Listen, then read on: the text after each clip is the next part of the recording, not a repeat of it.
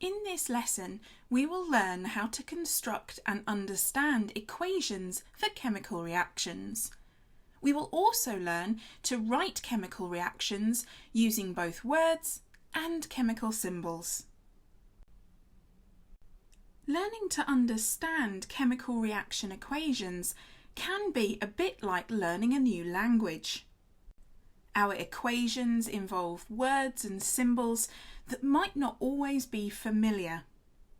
So let's review some of the key features that you might come across when looking at reaction equations.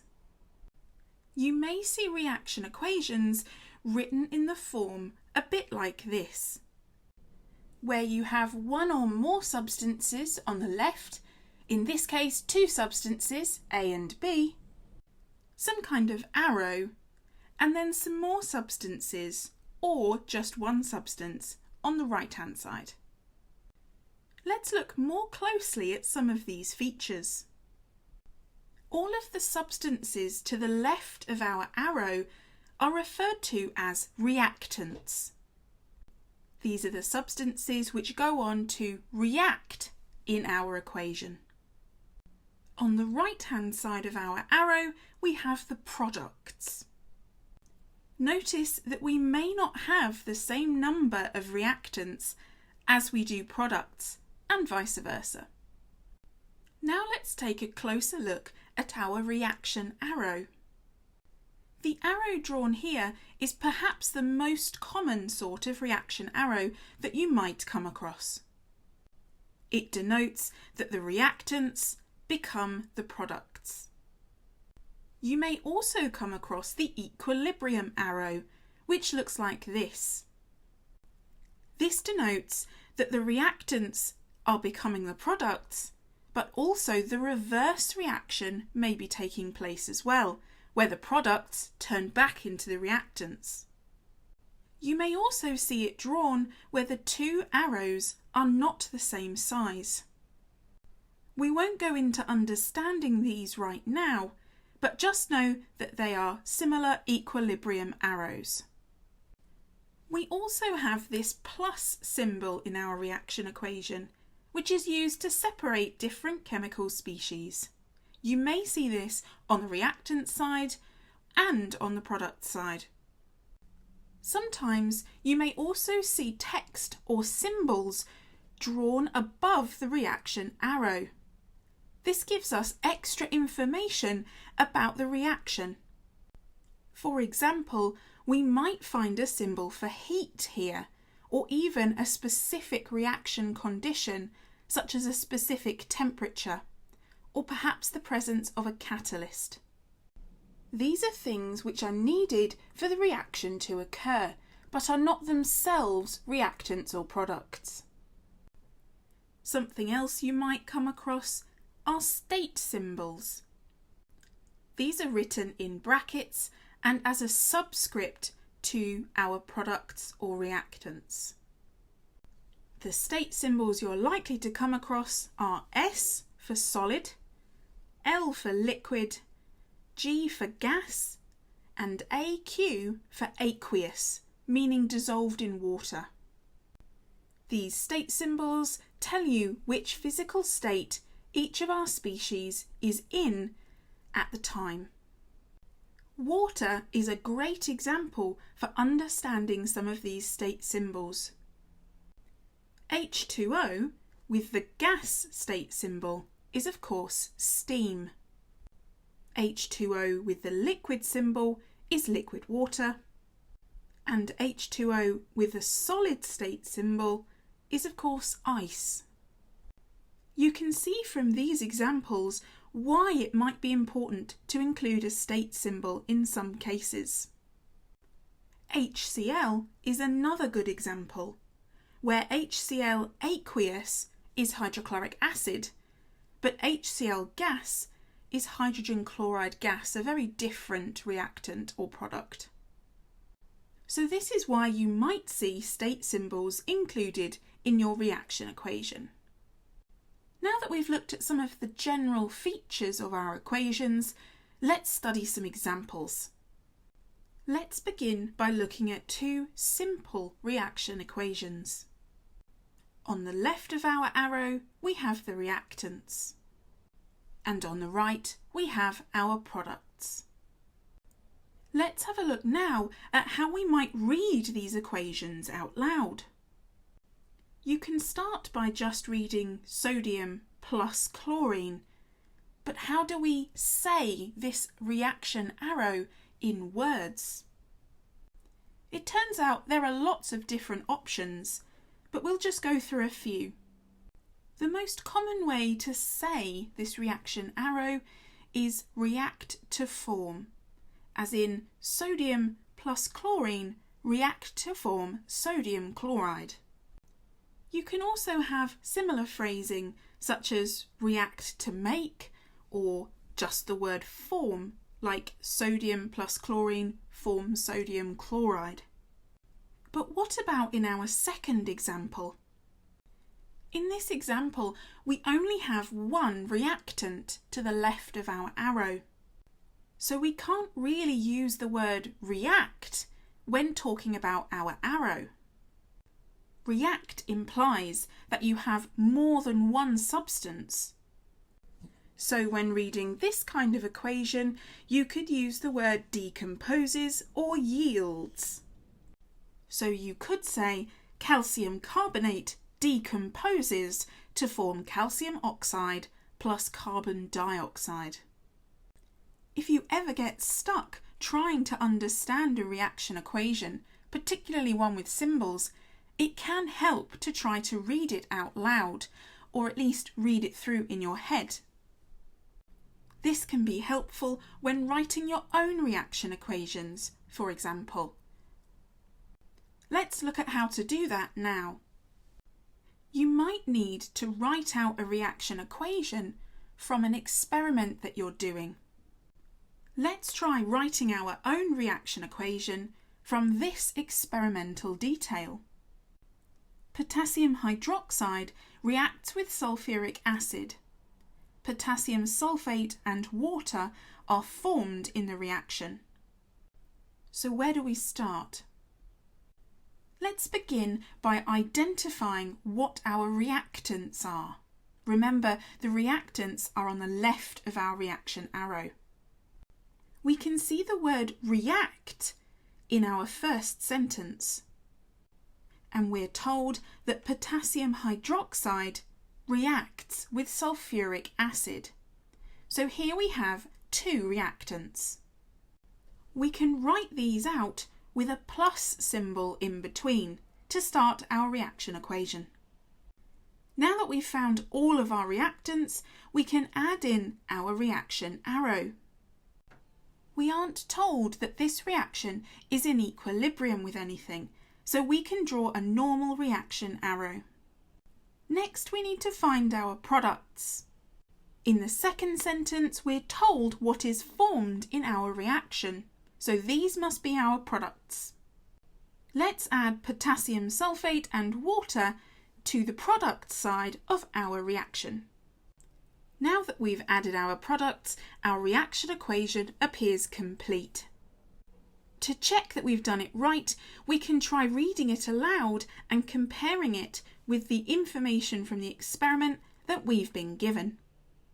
Potassium hydroxide plus sulfuric acid react to form potassium sulfate and water. This appears to match our experimental detail, so must be correct. You might be asked to write your chemical equation using chemical symbols instead of words.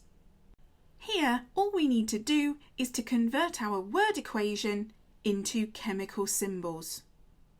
Let's do this one item at a time. Let's start with our first reactant, potassium hydroxide. We know from the periodic table that the symbol for potassium is K. Now we just have to remember the symbol for hydroxide. Luckily, the clue is in the name.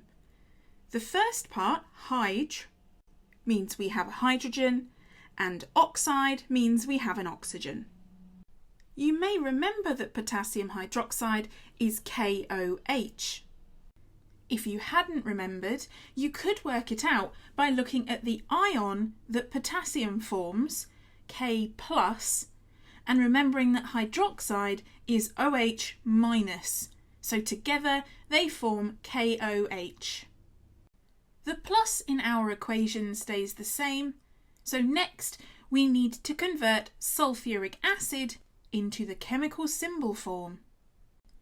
Sulfuric acid is of course H2SO4. Again, if we want to think about the ion forms, hydrogen of course tends to form H+, so SO4 must have a charge of 2- to balance out our two hydrogens.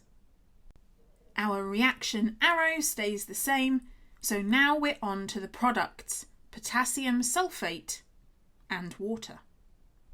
We already know that potassium is K and sulfate is SO4. We can use the charges on the ions to work out what the formula is for potassium sulfate. Because our sulfate has a charge of 2-, we're going to need 2 potassium cations to balance the charge. So potassium sulfate is K2SO4. Finally, we have water, which is H2O.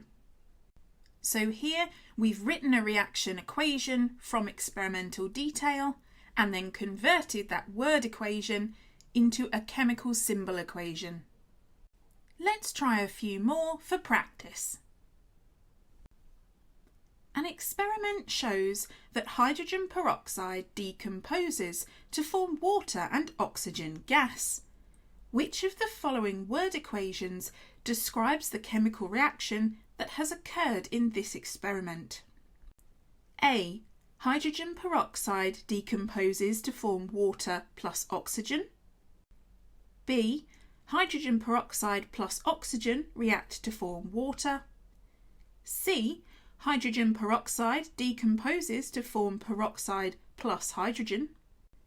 D. Hydrogen peroxide decomposes to form hydrogen and oxygen peroxide. Or E.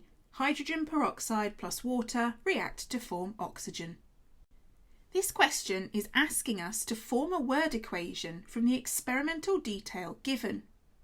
Let's start by finding our reactants. Reactants are always on the left-hand side of our reaction arrow. In this case, we only have one reactant, since only one substance is listed, and we have the phrase decomposes to form. Decomposes means that one substance breaks down into one or more other substances. So here we have the beginning of our reaction equation. Hydrogen peroxide decomposes to form something. Now let's look for the products. The question tells us that the products are water and oxygen gas, so these should be written on the right of our reaction arrow. So here we've written the reaction equation from the details given to us in the experiment. Now we just have to match it with one of our potential answers. We can see that the correct matching answer is A. Remember that the order of the reactants or the products makes no difference.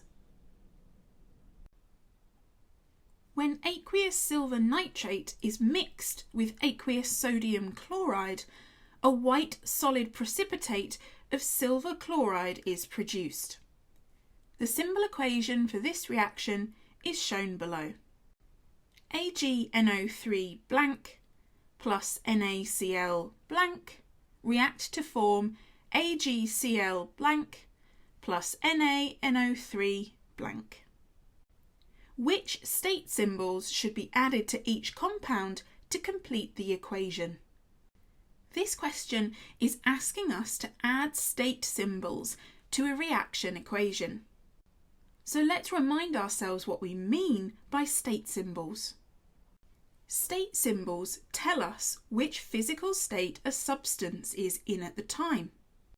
We use the letter S for solid, the letter L for liquid, G for gas, and AQ for aqueous, meaning dissolved in water.